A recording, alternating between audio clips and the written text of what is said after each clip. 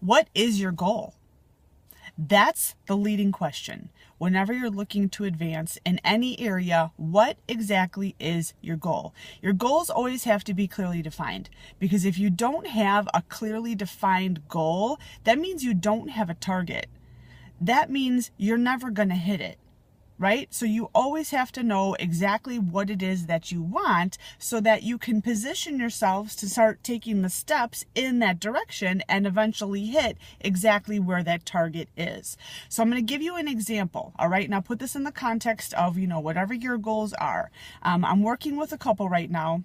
Love these two. They're so cute, so sweet. Good friends of mine too. But they came to me actually for like some muscular development and nutrition training. And the one goal, the leading goal, was to look good naked. Now, here's the contrast, right?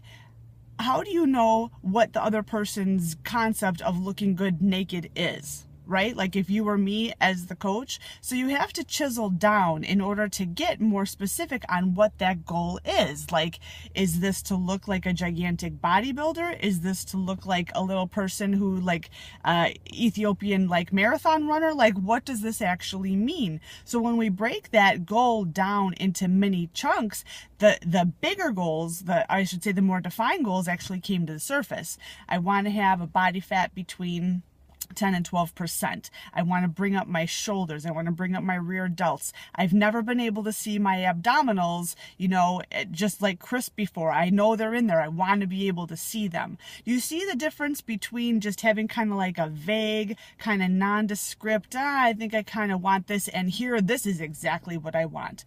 Do you see the difference? Can you feel the difference in that?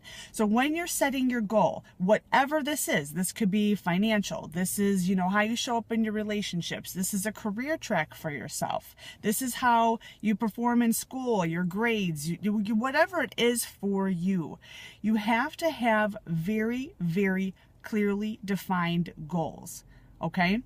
Sometimes they're big and you have to break them down into mini bite-sized goals so that you can take them one at a time, build up some momentum, right? And carry on to get to that big goal. But the reason why clarity of goals is so important is because clarity of goals determines priority of action. So, just to say, I want to look good naked. And sorry, you guys, it was a good example. I didn't ask you for permission to use that, but I didn't use names, so you remain anonymous.